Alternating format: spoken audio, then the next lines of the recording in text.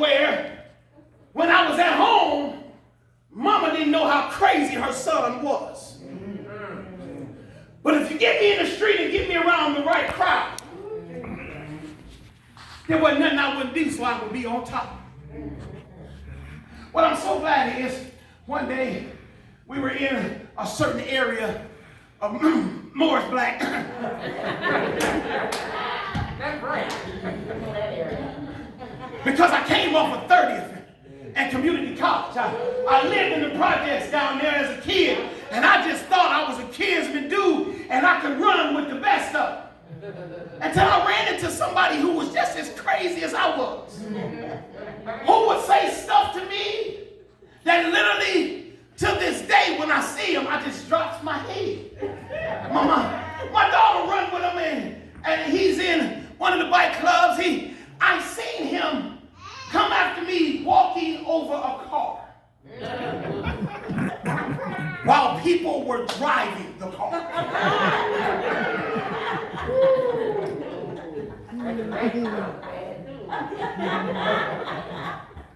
I love him to death. Ain't nothing he wouldn't do for me. Ain't nothing I wouldn't do for him.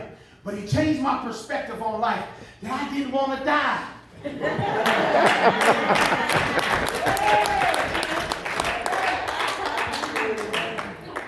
What's this? I was saved going to church. I was sitting there listening to the preacher. I was sitting there acting like I knew everything there was to know. And then one day I got invited to a church called Blessed Hope. I'm saved. I ain't living saved, but I'm saved. Never forget it in my life. Pastor Twyman was preaching. I'm sitting in the back of this church. I'm almost done. We're going to get on out of here. He walked to the last pew and he said, I know you selling drugs in my church. It don't make sense that you acting like you living this kind of life.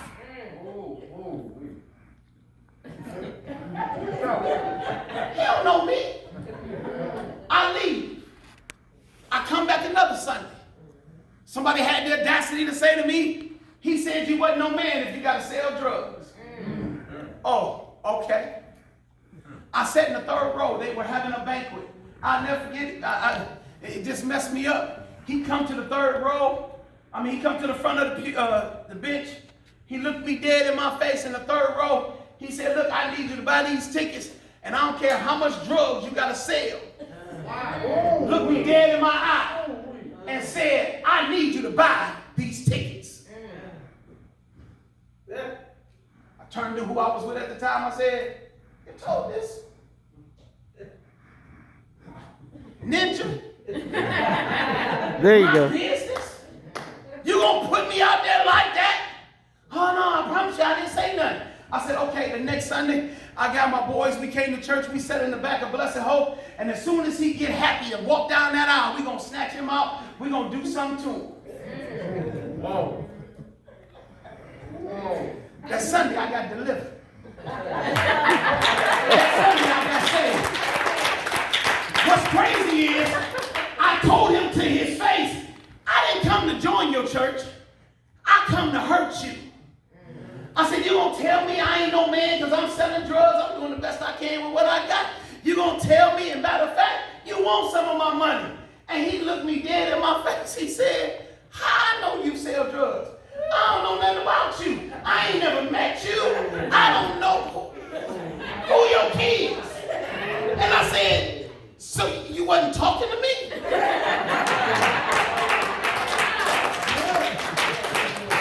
See, that's how I know everybody that come to church ain't here for the right reason. Sometimes we got enough dirt on us that when we come into the house of God, we need to be quiet and quit to judging people based upon what you think you know and let God move. Let me get out of here. Thank you for your time. I appreciate you just dealing with that. So the first thing out of that text, watch this. He said, God said, all things. We can use all things, but not all things are good. But then notice the prerequisite at the bottom. For them that love him and who are called according to his purpose. First of all, the prerequisite is you got to love him. Love just don't come overnight. Oh, I wish I had some help in here. You don't, and if you do fall in love quick, we got a class, marriage 101, to teach you that ain't love. That's just an erotic feeling that you got right now. Love takes time. Love says, no matter what happens, I got your back. Love says, watch this, even when you mess up, you still mine. Love says, see, a lot of us on this temporary love thing. I love you as long as I can do what I want to do to you and you not get mad. I love you as long as I don't get caught. I love you. I'm going to cheat a little bit, but I really love you. That ain't love. God loved me so much that he didn't cheat on me, that even when I messed up, he still came and got me. Even when I was lying, he still knew me. Even when I didn't look that good to him, he still walked with me. He still talked with me. Some of y'all got people in your life that you only see after 7 o'clock. That ain't love. Watch this. Here's the last thing. I'm done. Thank you for your time. I appreciate it. Because 2021 going to be a whole different year. We're moving forward. We're not looking back anymore. Amen. And what we know tonight, there's a train in the lobby. We're going to start putting people on the train. Because we for Greater Mount Ararat. And if you're not for Greater Mount Ararat, I can't use you. So get ready for your plane ticket. Get ready for your train ride. Because it's a whole new year. Watch this. Lastly, that's called according to his purpose. God didn't call you to be about you. God didn't save you to be about you. God called you for his purpose. What's his purpose? I think I need to pause for the calls right there, because a lot of us don't understand God's purpose for delivering us. It wasn't so that you can act like you're holier than everybody else. God saved you so that you can be a testimony for somebody else. That you can say to that person, I've been shipwrecked, but I made it. I've been broke, but I made it. I've been on drugs, but I made it. I've been a fornicator, but I made it. I've been an adulterer, but I made it. You got to be the one that God uses to be the catalyst for somebody else. The problem is we so stuck on me, myself, and I that God really can't use you the way he want to use you, because some of us are living off of our talent and not the gift of God. Right. Just because you can pray. It's a crackhead out on the street that can pray better than you. It's a drunk in the bar that can sing better than you. It's somebody sleeping up under the bridge that can preach better than me.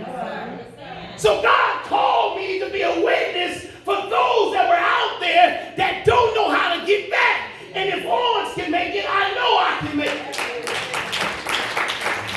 If Perry can make it, I can make it. If Alice can make it, I can make it. If Hall can make it, I can make it. You're a stage for the world.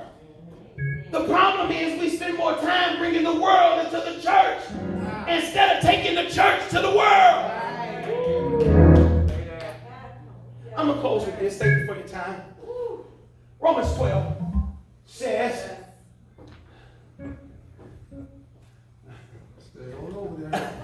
I won't use you as an illustration. Romans 12 says, be not conformed to this world, but be ye transformed by the renewing of your mind.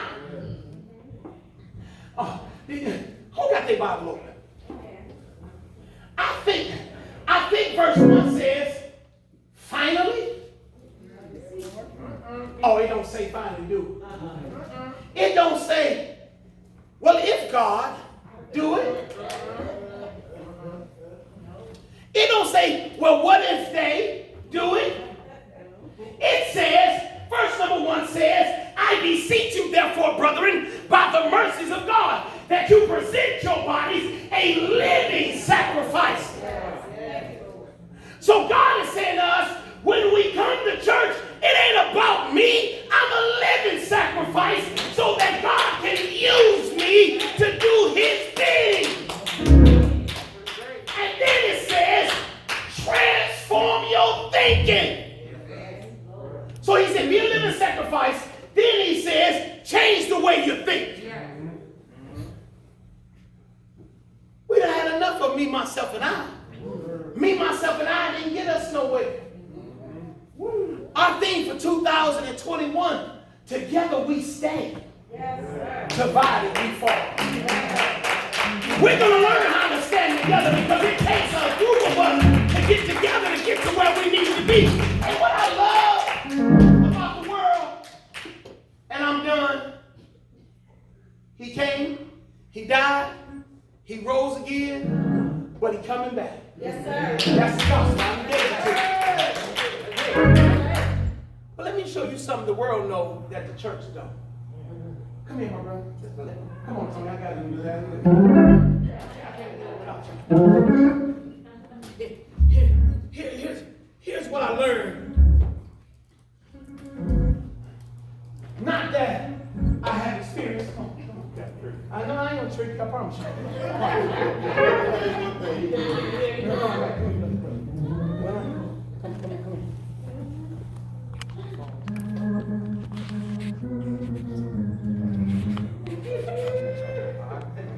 What I learned is the fact that when you stop and drunk in the world,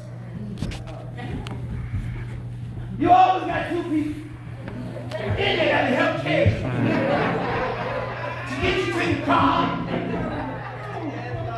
to get you the way you need to be. And some of your friends so nice in the world, they'll take you home.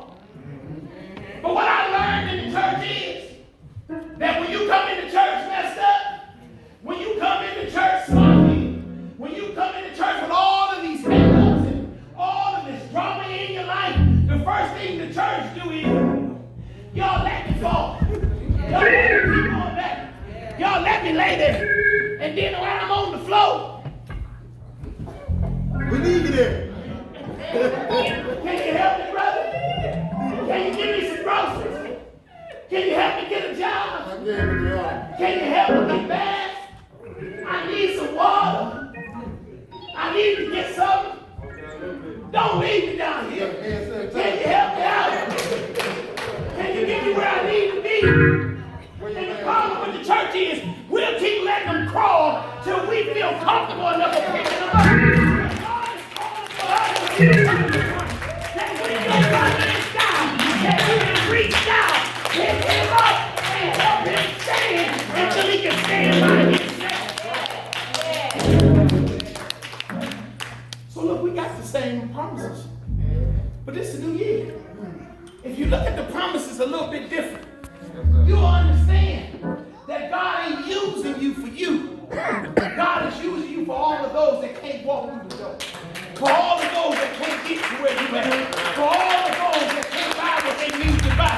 God wants to use you to get them there. Amen. Now here's what's crazy. As the doors of the church is open, you would have never known that I spent some time on vacation. If I had never told you I had spent some time on vacation. Matter of fact, not trying to be funny, I gravitate to guys who spend some time on vacation. I know y'all think in Florida. I know y'all think in Miami, Vegas, and all the other wonderful spots. I gravitate to guys who sat in a correctional institution because for the simple fact, our mind was messed up. The world taught us that this was the way to go. And the church left us out there that when we tried to get to where we needed to be, all they did was talk bad about us.